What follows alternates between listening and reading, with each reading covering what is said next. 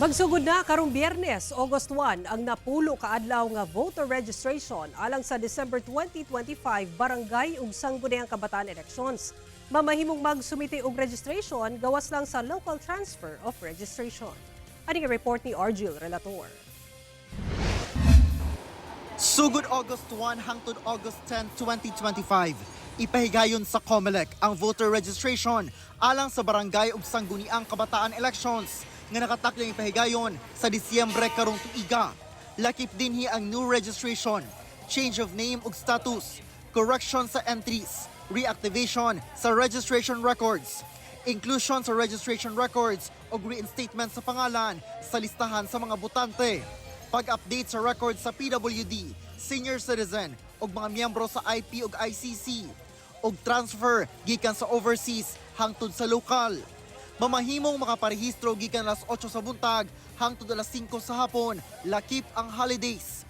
Alang sa reactivation, mamahimo kini nga i-file online pinaagi sa email address sa election officer sa inyong lugar. Meron din po kaming online reactivation provided. You just have to fill out the application form and also provided na meron ka ng biometrics. Ibig sabihin po nun, naka-fingerprint ka, na-picturean ka, meron kang data na sa amin. Apan walay local transfer sa registration records. Kinahanglang dunay government-issued ID nga dala aron masiguro sa COMELEC nga lehitimong residente sa usa ka barangay ang magparehistro. Only government-issued ID. We are no longer accepting barangay certificate, barangay ID, and company ID. Bawal na po yun. Dunay ipahigayon nga satellite registration sa matag distrito sa Davao. Sa District 1, sa Maa National High School sa August 6, Davao City Jail Maa sa August 7, Monte Maria Gymnasium sa Barangay Catalunan Grande sa August 8, ug NCCC Mall VP sa Bahada sa August 9 hangtod 10.